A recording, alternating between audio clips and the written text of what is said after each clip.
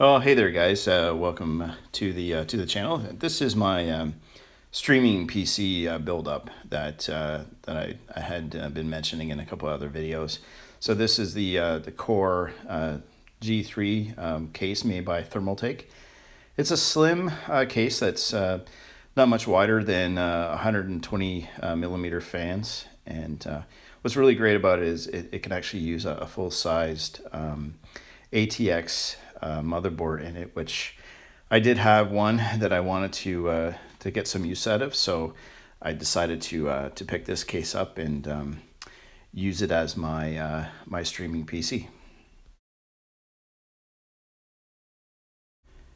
So you might have seen in a previous video, I picked up this Asus Sabertooth Z77 motherboard that was complete, as you can see here, with 16 gigs of RAM, and actually a Core i7 3770K that I got for basically $5. Kind of an insane price, but it was actually at a Value Village, sitting on the shelf just prior to the stores closing down for for the pandemic, and I decided, well, I'm going to use it for something. It's a toss up between an audio streaming PC or actually just like a new home theater PC, but I'm going to use it for streaming my games, my gameplay to my online channels.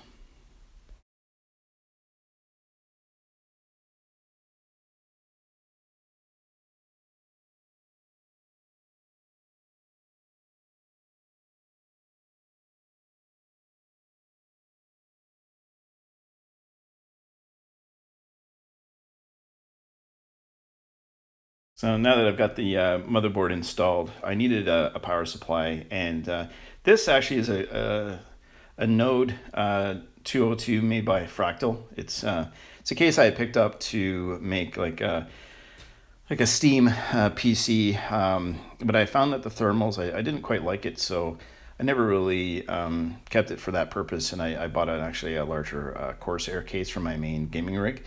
But I did buy a small form factor Corsair SF600, and since I hadn't used it for anything yet, I took it out of that machine and decided to put it into the Thermaltake case instead.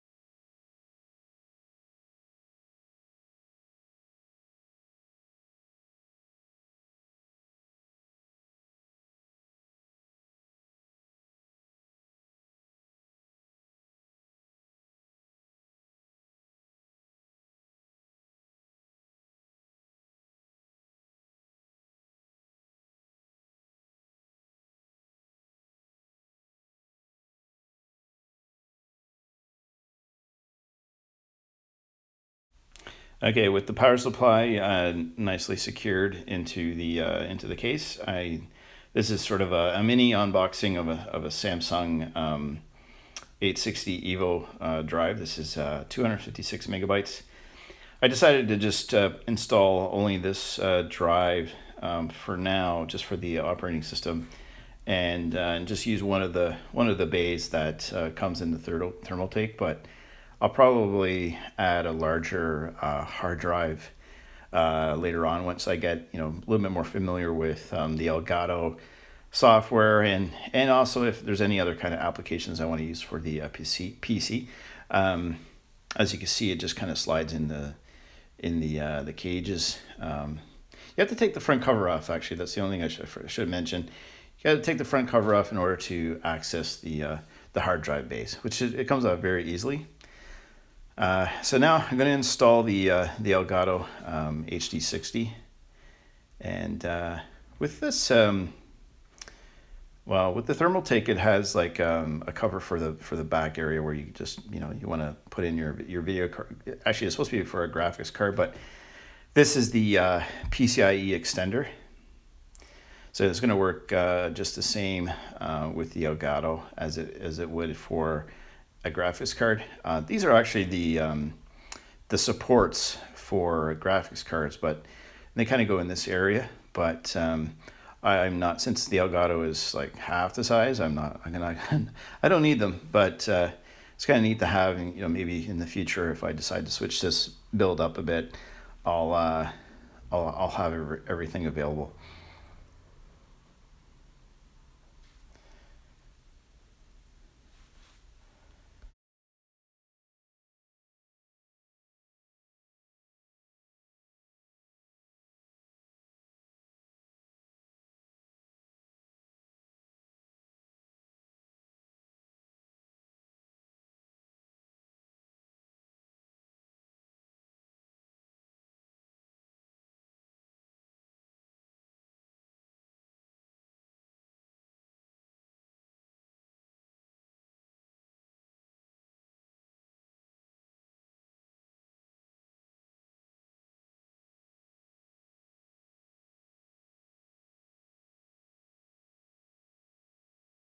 So this is what the Elgato looks like installed in the case. It's got I've got that ribbon extension just kind of bent up in the back. It looks pretty good. I tried to make it a little bit more neater by keeping the cable out of the way as much as I could.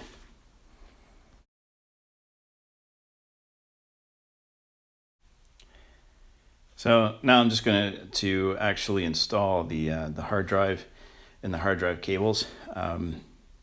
I was thinking as I did this, I already mounted the PSU into the machine itself, or into the case. I should have actually attached the cables prior to installing, but kind of like a note for next time. It's not bad, but it's a little tight between the hard drive cage and the power supply itself. And I found that I had just like a too short of a cable, so I just went back to my my work area and grabbed a longer cable to make it reach the ports on the side of the motherboard.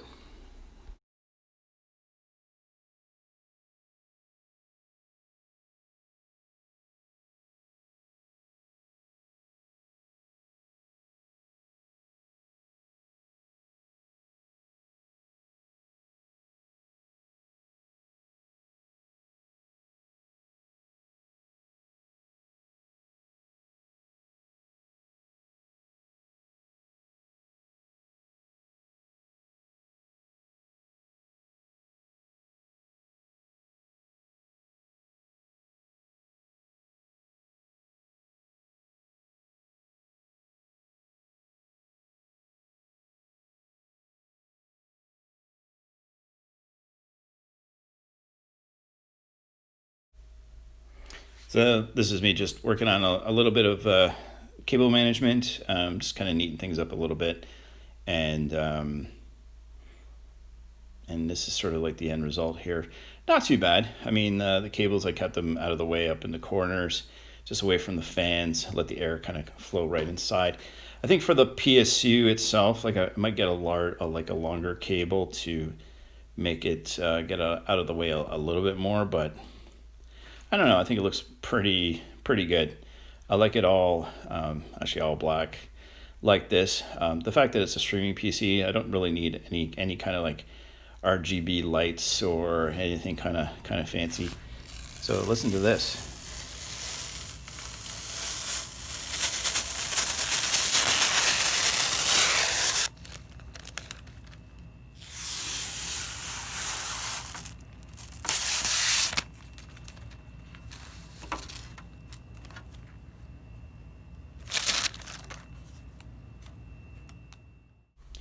So with the system built, I also realized I forgot one of the PSU power cables, but I corrected that problem, and yeah, it boots up great. So I'm going to start adding the Microsoft Windows and start working on it. Actually, at the time of this video, I've already streamed a few games up on my YouTube channel, so I'll put a card here for you guys to see some of those in action. But this is how the Elgato interface looks like with Half-Life. being displayed. So anyway, thanks for stopping by the build. Cheers.